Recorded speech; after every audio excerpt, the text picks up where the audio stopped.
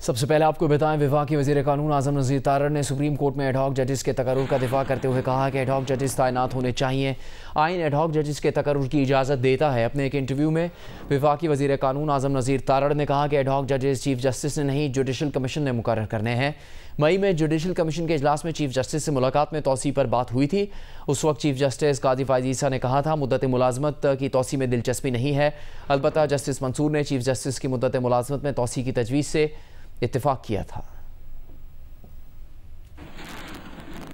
Justice retired Musheer आलम के बाद justice retired मकबूल बाकर ने भी सुप्रीम कोर्ट का एडहॉक जज बनने से माज़रत कर ली है। अपने बयान में जस्टिस रिटायर्ड मकबूल बाकर ने कहा कि ज़ाती वजूहात की बिना पर एडहॉक जज बनने से माज़रत की है।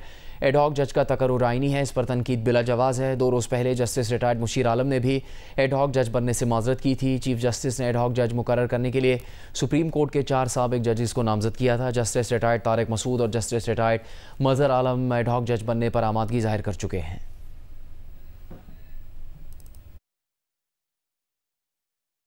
इलेक्शन कमीशन का इजलास चीफ इलेक्शन कमिश्नर की ज़ेर सदारत शुरू हो गया है। इजलास में मखसूस नशिस्तों पर सुप्रीम कोर्ट के फैसले पर अमल दरामद का जायज़ा लिया जा रहा है। इसी बारे में मज़ीद बात करेंगे नुमाइंदा जियो न्यूज़ नौशीन यूसुफ से। नौशीन, क्या तफसील सामने आई है इस इजलास से मुताल्लिक़ अभी तक? जी बिल्कुल, इलेक्शन कमीशन ने एक अहम इजलास आज तलब किया है जो इस वक्त शुरू हो चुका है। सीनियर मेंबर इलेक्शन कमीशन की ज़ेर सदारत इस इजलास में जो मखसूस नशिस्तों के हवाले से सुप्रीम कोर्ट का फैसला है, जिसमें पीटीआई को मखसूस नशिस्तें देने के हवाले से फैसला किया गया, इस मामले पर गौर किया जा रहा है। और इजलास में इलेक्शन कमीशन के मेंबरान और सेक्रेटरी और जो मुतल्लिका विंग्स हैं इलेक्शन कमीशन के, उनके हुक्काम शरीक हैं।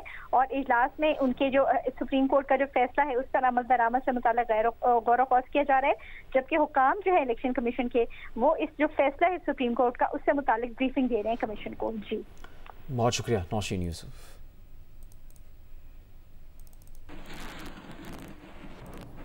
चेयरमैन तहरीक इंसाफ बैरिस्टर गौहर ने कहा है कि अपने 37 MNAs के पार्टी वाबस्तगी के बयान हरफी इलेक्शन कमीशन में जमा करवा रहे हैं। इलेक्शन कमीशन सुप्रीम कोर्ट के हुक्म के मुताबिक नोटिफिकेशन जारी करे।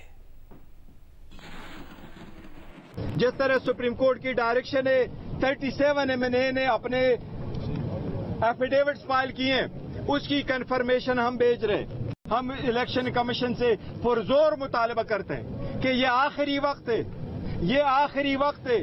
सुप्रीम कोर्ट ने बोला है ये अवाम की आवाज है, आपने फौरन हमारा नोटिफिकेशन इशू करना है जिस तरह सुप्रीम कोर्ट ने डायरेक्ट किया है। बानी पीटीआई और बुशरा बीबी ने तोशा खाना नए रेफरेंस में गिरफ्तारी इस्लामाबाद हाई कोर्ट में चैलेंज कर दी है। इसी बारे में हम बात करेंगे जियो न्यूज़ की नुमाइंदे अरफा फेरोज जकी से। अरफा, क्या तफसील सामने आई है इस फैसले से मुतालिक? बानी पीटीआई और बुशरा बीबी ने तोशा खाना नए रेफरेंस में गिरफ्तारी इस्लामाबाद हाई कोर्ट में चैलेंज कर दी है। अरफा फेरोज, क्या पता लगा है इस नए रेफरेंस को चैलेंज करने के हवाले से? देखिए, बानी पीटीआई और बुशरा बीबी ने अपने वकला के जरिए सलमान सफदर और खालिद यूसुफ जो वकील हैं उनके जरिए इस्लामाबाद हाई कोर्ट में जो है वो इस गिरफ्तारी के खिलाफ जो है वो रुजू कर लिया है और उसमें दरख्वास्त जो है वो दायर कर दी है। उस दरख्वास्त में मौक़िफ़ अपनाए गए कि गैर कानूनी जो ये गिरफ्तारी थी उसमें जो है वो रिहाई के एक तो अहकाम दिए जाएं और साथ में ये भी कि आइंदा किसी मुकदमे में अगर गिरफ्तारी होती है तो इस्लामाबाद हाई कोर्ट के अहकाम से उससे जो है वो मशरूत किया जाए। दरख्वास्त में जो चेयरमैन नैब, DG नैब और दीगर जो नैब अफसरान है उनको जो है वो फरीक बनाया गया और दरख्वास्त में ये भी मौक़िफ़ अपनाया गया कि बानी पीटीआई और बुशरा बीबी ने शामिल तफ्तीश जो वो हुए थे और इसमें जो गिरफ्तारी की जरूरत नहीं थी। इद्दत केस में जब उनको बरीयत मिली थी, जब रिहाई उनको मिली थी, तो उसके फौरन बाद बानी पीटीआई और बुशरा बीबी की गिरफ्तारी की जो उसकी जरूरत ही नहीं थी। आला अलिया ने बार बार कहा है अपने फैसलों में कि सिर्फ नामजद होने पर किसी भी शख्स को फौरन गिरफ्तार जो वो नहीं किया जाना चाहिए।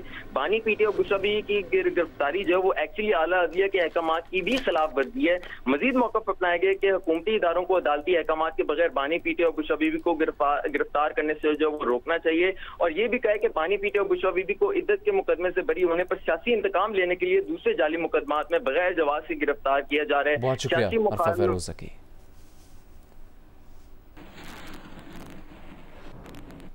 दीगर खबरें शामिल करेंगे। ओमान की वादी कबीर में इमाम बारगाह पर दहशतगर्द हमले की तहकीकात पर ओमानी पुलिस का बयान सामने आ गया है। ओमानी पुलिस ने अरबी के साथ अंग्रेज़ी और उर्दू में भी जारी होने वाले बयान में कहा है कि वादी कबीर हमले में ओमानी शहरी मुलव्वस हैं। तीनों हमलावर भाई थे, ऑपरेशन में मारे गए।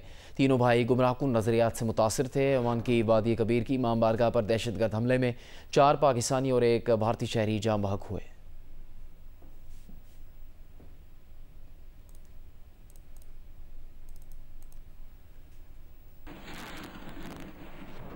अमरीकी सदर जो बाइडन ने सदारती इलेक्शन से दस्तबरदारी का इशारा दे दिया है। अपने एक इंटरव्यू में जो बाइडन ने कहा कि अगर कुछ तिब्बी मसाइल दरपेश हों तो देखेंगे। डॉक्टर ने तिब्बी मसले का कहा तो सदारती दौर से दस्तबरदार हो सकते हैं। अमरीकी सदर जो बाइडन पर सदारती उम्मीदवार की हैसियत से दस्तबरदारी के लिए दबाव बढ़ता जा रहा है। सेनेट में पार्टी लीडर समेत 2/3 डेमोक्रेट्स चाहते हैं कि बाइडन दोबारा सदारती उम्मीदवार न बने।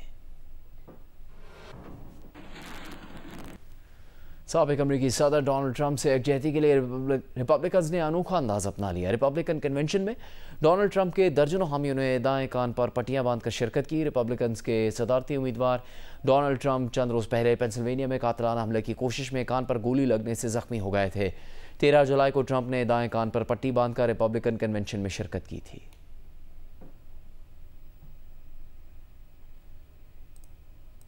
बुलेटिन में अभी आपको खेल के मैदान से खबरें देंगे। विमेंस एशिया कप क्रिकेट कल से श्रीलंका में शुरू होगा। इफ्तिताई रोज 2 मैचेस खेले जाएंगे।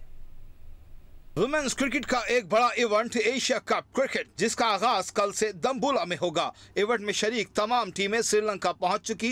इवेंट के इफ्तिताही रोज ही बड़ा मुकाबला होगा, पाकिस्तान और भारत का मुकाबला। टीम पाकिस्तान निदा डार की क़यादत में जीत के लिए पुरअज़्म है। ग्रुप ए में शामिल टीम पाकिस्तान भारत के अलावा इतवार को नेपाल और मंगल को UAE से मुकाबला करेगी। पाक भारत मैच से पहले नेपाल और मुत्तहिदा अरब अमारात की टीमों के दरमियान मैच खेला जाएगा। एशिया कप की ट्रॉफी की रुनुमाई आज की जाएगी। तकरीब रुनुमाई में तमाम टीमों की कप्तान शरीक होंगी। कराची की सेंट्रल जेल में सानिया 9 मई के 3 मुकदमात की समाअत हुई है। अदालत ने PTI के साबिक रुकन सिंध असेंबली अदील अहमद को गिरफ्तार करने का हुक्म दे दिया है। कोर्ट पुलिस ने अदालती हुक्म पर अदील अहमद को गिरफ्तार कर लिया। अदालत ने आदम पेशी पर मुलजिम की जमानत मनसूख कर दी थी। हलीम आदिल शेख, राजा अजहर और दीगर मुलजिम अदालत में पेश हुए। अदालत ने सानिया 9 मई के 3 मुकदमात की समाअत 15 अगस्त तक मुलतवी कर दी है। पुलिस के मुताबिक मुलजिमान के खिलाफ टीपू सुल्तान और फैरोजाबाद थाने में 3 मुकदमात दर्ज है।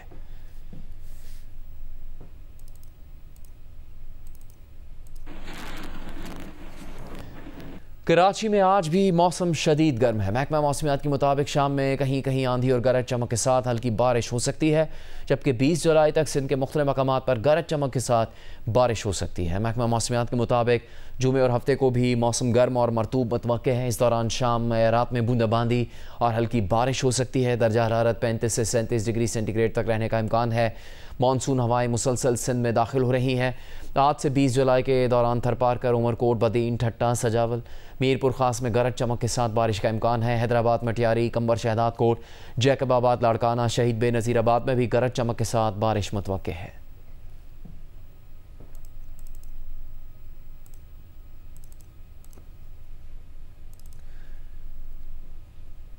कराची में बिजली की लोड शेडिंग बेकाबू हो चुकी है। शदीद गर्मी में तवील लोड शेडिंग ने आवाम का जीना महल कर दिया है।